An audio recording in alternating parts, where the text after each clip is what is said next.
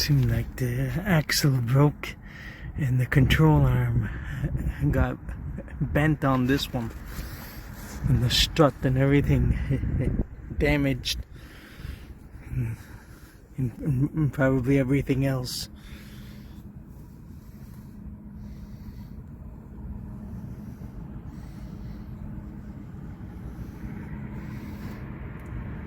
The CV axle completely broken, completely out.